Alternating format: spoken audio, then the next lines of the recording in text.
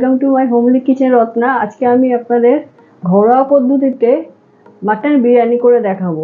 Mutton বিরিয়ানিটা করতে অনেকেই ভাবে যে খুব ঝকমারি ব্যাপার বাড়িতে করতে গেলে, যেন আমরা ম্যাক্সিমাম সময় রেস্টুরেন্ট থেকেই খাই, কিন্তু বাড়িতে খুব সহজ পদ্ধতিতেই করা যায়। সেই রেসিপিটা আপনাদের আমি আজকে দেখাবো। প্রথমে আমি 300 গ্রাম মতো মাটন, আদা রসুন, এই যে মাটনের যা যা মশলা লাগে সেগুলো মাখিয়ে প্রথমে কষে নিয়ে অল্প একটু জল দিয়ে প্রথমে আমি মাংসটা করে রেখেছি। এখানে আমি দুটো বড় বড় পেঁয়াজ বেরেস্তা কেটে রেখেছি, ভেজে রেখেছি। এখানে আমি মাটনের যে স্টকটা কিছুটা রেখেছি, এটা আমার লাগবে পরে। এখানে আমি বিরিয়ানি মশলা, এই যে শাহি বিরিয়ানি মশলা, এটা এভাবে যে কোনো কোম্পানির আপনারা কিনতে পারেন। এটা বিরিয়ানি মশলা, এটা অল্প পরিমাণে একটু ঘি লাগবে, আমি ঘি দিয়েছি। আর আমি ভাতটা আপনাদের দেখালাম না, এখানে আমি দেরাদুন রাইস নিয়েছি 2 কোটো মতো। আমাদের যতটা দরকার পড়লে যতটা দরকার আপনাদের বাড়িতে যে কজন সেই হিসেবেই আপনারা করবেন। তো এটা আমি আগেই এই যে গোটা গরম মশলা দিয়ে, গরম জল দিয়ে এই গরম মশলাগুলো আমি তুলে রেখেছি। একটা স্টার আনিস, তারপরে এই যে লবঙ্গ, দারচিনি, এলাচ, এই যেগুলো জলে দেখুন কেমন ফুলে গেছে। আগে এইটা দিয়ে আর অল্প একটু নুন দিয়ে আর দেরাদুন রাইসটা আমি হাফ ফুটিয়ে রেখে জল ঝরিয়ে এখানটা রেখেছি। আর এই যে আমি বেরেস্তাটা করেছিলাম সেই সাদা তেলটাই আমি ইউজ করব, এটা দিয়ে হয়ে যাবে। আর মাটন বিরিয়ানি তো আলু লাগেই, তো আমি ওই মাটনের সঙ্গেই আলুটা 4টে আলু সিদ্ধ করে রেখেছি। এবার আমি আপনাদের করে দেখাচ্ছি। ওই তেলটাই আমি দিয়ে দিলাম। আমি একটা প্যানটা গরম করে রেখেছিলাম, আর তার সঙ্গে আমি একটু ঘি দিয়ে দেবো। আপনারা চাইলে শুরু তেলেও করতে পারেন, কিন্তু ঘি দিলে ভালো হয় আর কি।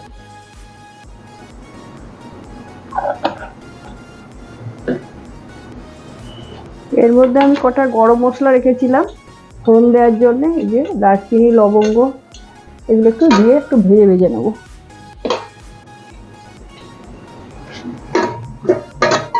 একটু ভাজা করে নেবো।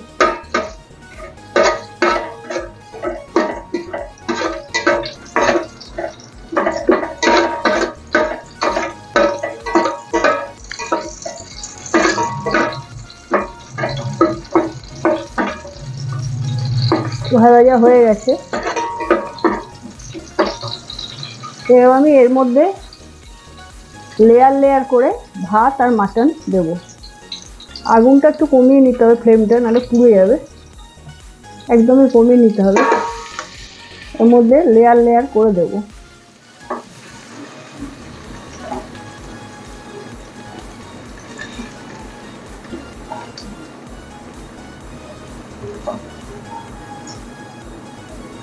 ভাতটা আগে নুন দিয়ে সেদ্ধ করে রেখেছিলাম, তাও আপনাদের যদি মনে হয় যে নুন কম হবে, একটু নুন দিয়ে নিতে হবে।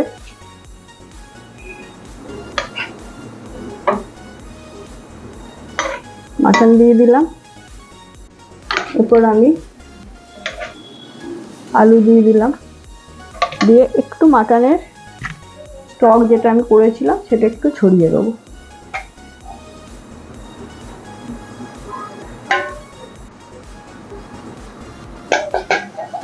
আর এখানে আমি আপনাদের বলা হয়নি, এখানে আমি একটু কেওড়ার জল, একটু হলুদ দিয়ে একটু গুলে রেখেছি, সেটা আমি একটু কালারের জন্য একটু দিয়ে দেবো।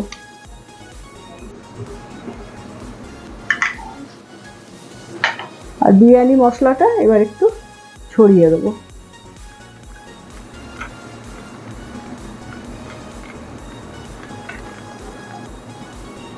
এবার আবার আরেকটা লেয়ার করে নেবো।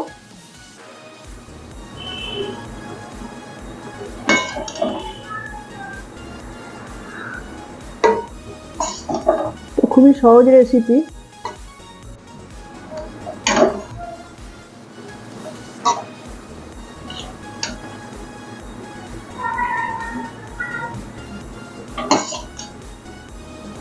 এই যে দেখুন পুরোটাই হয়ে গেল, কভার হয়ে গেল। আবার ওরকমভাবে আমি মাটনের পিস দিয়ে দেবো।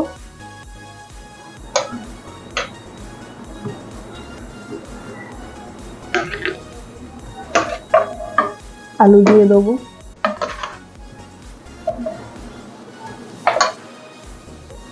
আর একটুখানি স্টক দিয়ে দেবো।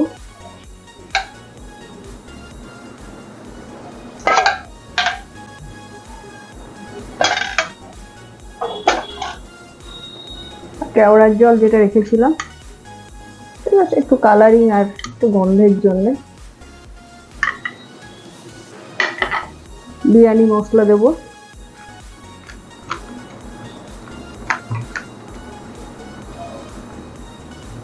এবার বাদ বাকি ভাতটা আমি দিয়ে দেবো।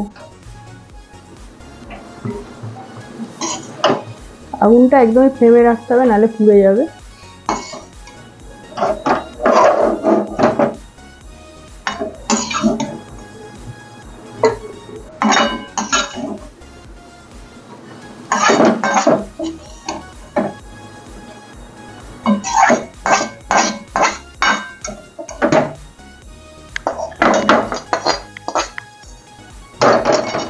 এবার এই মাটনের আলুটাও দিয়ে দিলাম, মাটনগুলোও দিয়ে দেবো।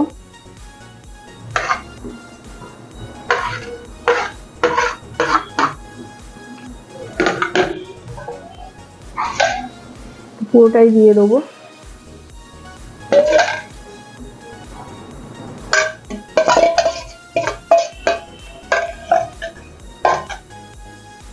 বিরিয়ানি মশলা দেবো।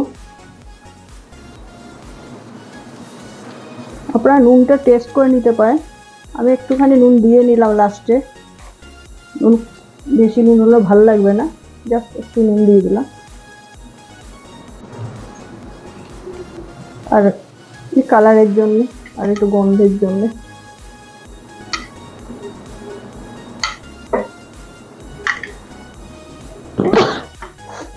এবার বাড়িতে যেটা করেছিলাম সেটা আমি ছড়িয়ে দেবো।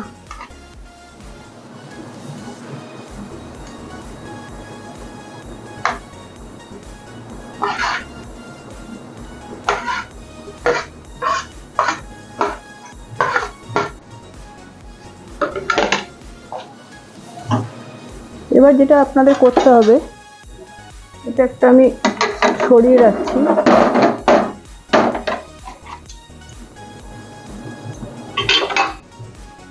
একটা তাওয়ার উপর তাওয়াটা একটু গরম করে নেব। তাওয়াটা একটু গরম করে নেব, নিয়ে এর উপর আমি আমার এই ক্যানটাকে বসিয়ে দেবো। এটা দম বিরিয়ানি, দমেই হয়ে যাবে।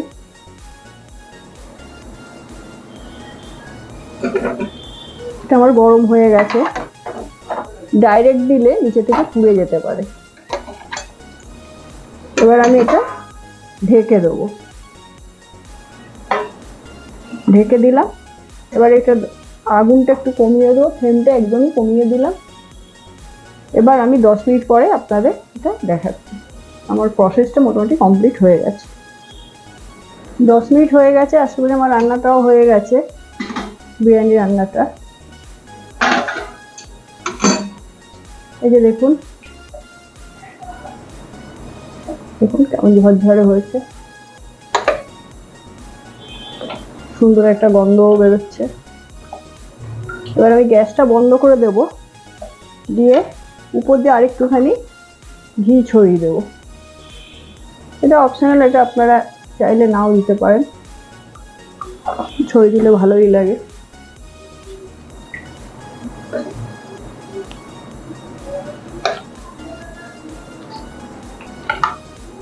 এবার তুলে আমি দেখাচ্ছি।